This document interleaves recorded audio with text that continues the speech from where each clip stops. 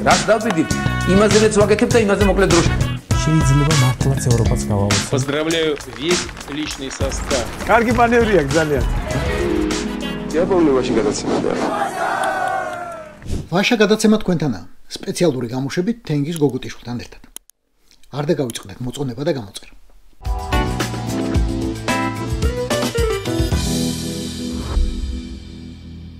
უკრაინა არ ჩერდება და არ გაჩერდება. შეიძლება უფრო გაუჭირდეს, მაგრამ არ გაჩერდება. უკრაინა უკვე დაპყრობილი, უკვე გასაბჭოებული, წლების განმავლობაში ებრძოდა იმპერიას. ახლა კი ამდენი სისხლის დაღვრისა და ამ ხელამსხვერპლის შემდეგ ხმლების ქარქაში ჩაგება განადგურება იქნება. ძალიან ბევრი მაგალითია, როგორ იყენებს რუსეთი ცეცხლის შეწყვეტის თუ ზავის პერიოდებს, რათა უკეთ მოემზადოს და თავიდან მეტი ძალითა და სისასტიკით დაარტყას. ამის სრულიად ნათელი მაგალითია ჩეჩნეთი. ომი, ხასავიურთის ზავი, შემდეგ ისევ ომი, სისხლისღვრა და ომი ბოლომდე. ჩეჩნებს მეორე ომში რუსმა არა მხოლოდ რაოდენობრივი და ტექნიკური უპირატესობით აჯობა პირველ რიგში ჩეჩნეთის იზოლაციით. უკრაინა ახლა იზოლირებული არ არის. უკრაინას ყავს მეზობლები და მეგობრები. ამიტომ გაჩერება და დანებება არ განიხილება საერთოდ. სუსტად ჩეჩნური გამოცდილების გამო უკრაინაში იბრძვიან ჩეჩნებიცა და სხვა კავკასიელებიც. დღეს გაგაცნოთ მუჰამედ ასლანს, კავკასიური ლეგიონის სარდლის მოადგილეს, ჩრდილო კავკასიური დაჯგუფების გაერთიანებულ მეთაურს. მუჰამედ ასლანი უკრაინაში დასაწყისიდანვე იბრძვის. დაიჭრა, რეაბილიტაცია ნორვეგიაში გაიარა, რომლის მოქალაქეცაა და მერე ისევ დაბრუნდა უკრაინაში. ბრძოლისა და რუსთან არაერთხელ მიღწეული, ვითომ მშვიდობის გამოცდილებით. Украинцы — это товарищи по несчастью, соратники, союзники. მუჰამედ ასლან, გამარჯობა. დიდი მადლობა ინტერვიუსთვის და პირველ რიგში მაინტერესებს, რატომ გადაწყვიტეთ სხვა კავკასიელებთან, კერძოდ ქართველებთან გაერთიანება, რამ გიბიზიკათ ამისკენ? Идея о большом объединенном Кавказе. კავკასიურ ლეგიონთან თანამშრომლობა გადავწყვიტეთ, რადგან გვაქვს ერთიანი კავკასიის იდეა. როცა ერთ მეზობელს გასაჭირი ჰქონდა, სხვა ერები მიდიოდნენ დასახმარებლად. რელიგიური, ეთნიკური განსხვავებების მიუხედავად. რაღაც დრომდე ასე იყო. მერე კი ვიღაცამ შეგვაჩერა. უნდა დაუბრუნდეთ ერთიანობის საწყის წერტილს, როცა უმალ ვეხმარებოდით ერთმანეთს. Это исходные точки, когда мы были едины, когда мы были очень дружные, когда мы шли друг другу на помощь, сразу же отзывались, бросались на помощь. Исторически и в современности у нас сейчас это один единственный враг. ისტორიულადაც და ახლაც ერთი მტერი გვყავს, რომელსაც ყავს საკუთარი სატელიტები, ვინც ეკონომიკური უპირატესობისთვის ან ძალაუფლებისთვის დადგა რუსეთის მხარეს. ან უცხო ქვეყნები, რომლებიც რუსეთს ეხმარებიან კავკასიის მიტაცებასა და ოკუპაციაში. ისინიც მტრულად მოქმედებენ. თქვენს დანაყოფში მხოლოდ ჩეჩნები არიან? Если брать военизированную часть, то да, у нас нету никаких. ჩვენს სამხედრო დაჯგუფებებში არ გვაქვს დაყოფა ეთნიკური ან რელიგიური ნიშნით. ადამიანს ვაფასებთ, რა თვისებები აქვს, რა იდეოლოგიას იზიარებს, რა მოტივები ამოძრავებს, რატომ მოდის ჩვენთან, რისთვის აპირებს ბრძოლას. მხოლოდ ესაა მნიშვნელოვანი. Почему он именно присоединяется к нам? Для нас это важно. რუსული პროპაგანდა ეგრეთ წოდებულ კადიროველებზე ძალიან ბევრ ლეგენდას ავრცელებს. მაინტერესებს, თუ შეხვედრიან ოდესმე ბრძოლის ველზე თუ მართლა ყოველთვის მეორე ხაზზე არიან, როგორც ამბობენ. Вы знаете, что мы люди, которые часто были на передовой. ჩვენი დანაყოფი ბევრჯერ ყოფილა წინა ხაზზე. კონტაქტურ ბრძოლაშიც რა თქმა უნდა მიგვიღია მონაწილეობა, მაგრამ კადიროველები არსად შეხვედრია. უკრაინაში მათ არასდროს შევჯახები ვართ. მე ჩეჩნეთშიც მიბრძოლია. ყავს ხალხი, ვინც ასევე ომობდა ჩეჩნეთში. Нашего подразделения у нас не было такого, чтобы мы столкнулись где-то с кадыровцами. როგორ შემოვიდა, როგორ დაიწყო ომი თქვენს ცხოვრებაში? Для меня война началась, когда Россия вторглась в Чечню в первый раз в современной истории, так скажем. Это 1994 год. ჩემთვის ომი რუსეთის პირველი შემოჭრით დაიწყო. თანამედროვე ისტორიაში პირველი შემოჭრით. 1994 წელს. ძალიან ახალგაზრდა ვიყავი. წავედი სამხედრო ნაწილში და მოხალისედ ჩავეწერე. მას შემდეგ ეს ომი ჩემთვის არ შეჩერებულა. პარტიზანი ვიყავი, ზვერავი, დივერსიებს ვახორციელებდით, საბოტაჟს. Подразделение, которое занимается разведкой, диверсиями, саботажем. ახლა ყველა უკრაინის მშვიდობაზე ლაპარაკობს და მოდი ჩეჩნური მშვიდობა გავიხსენოთ. რუსეთის მშვიდობა ჩეჩნეთში.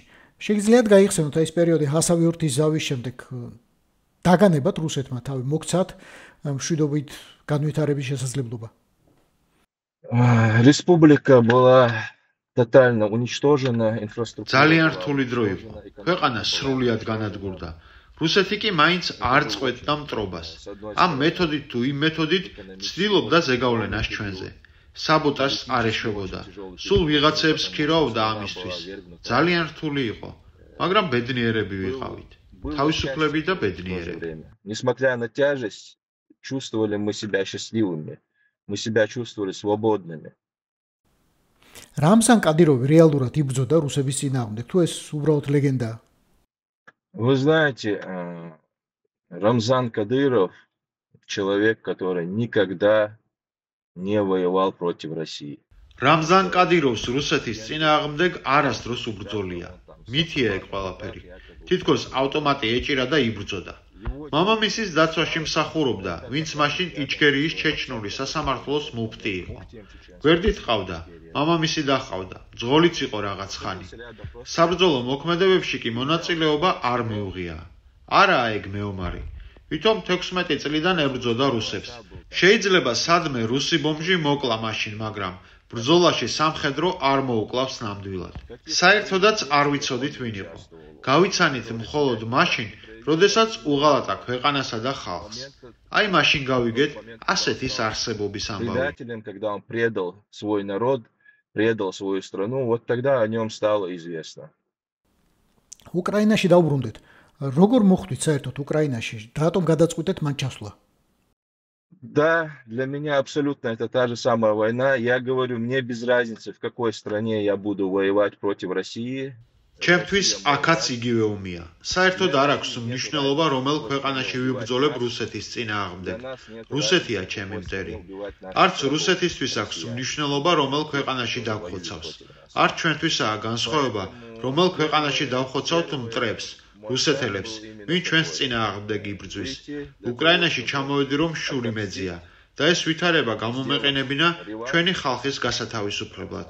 კავკასიის деоккупациისთვის. Также использовать эту ситуацию для освобождения нашего народа, деоккупации Кавказа. თქვენ უკრაინაშიც იჩქერიისთვის იბრძვით და კავკასიური იდეისთვის ზოგადად. Я был председателем чеченской диаспоры. ჩეჩნური დიასპორის ხელმძღვანელი ვიყავი ორჯერ ნორვეგიაში, სანამ უკრაინაში ჩამოვიდოდი. ამ პოლიტიკურ სურათს გლობალურად ვხედავ. მარტო საკუთარი ოჯახის ამბავს კი არ განვიცდი, არამედ მთელი ჩვენი ხალხის მომავალს. კავკასიაში ყველაფერი მჭიდროდ არის გადაჯაჭვული. ვერ შევძლებთ მხოლოდ იჩქერიის деоккупაციას, თავისუფლებას ვერ მივახცევთ. ნებისმიერ მომენტში შეიძლება შემოგვიბრუნდეს ვითარება და ისევ დაგვესხას მტერი. იჩქერიას კი მარტოს მოუწევს თავდაცვა. მთელი კავკასიის деоккупация გვჭირდება. ერთიანები უნდა ვიყოთ და ძლიერები.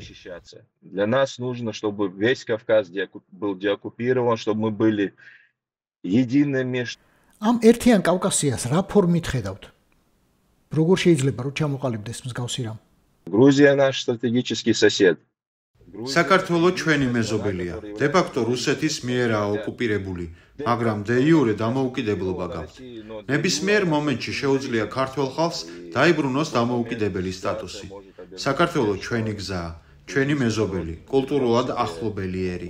როცა ერთად ვიყავით, უფრო მარტივად ვიცავდით თავს. მჭიდროდ უნიტარული სახელმწიფო ან კავშირი გვჭირდება. საერთო საზღვრები, საერთო ეკონომიკური სივრცე, არმია. ესაა ჩემი იდეალი. ვთვლი, რომ კავკასიისათვის იდეალური სახელმწიფო იქნებოდა ევროკავშირის მსგავსი სტრუქტურით. ამ ბლოკი უნდა შექმნათ.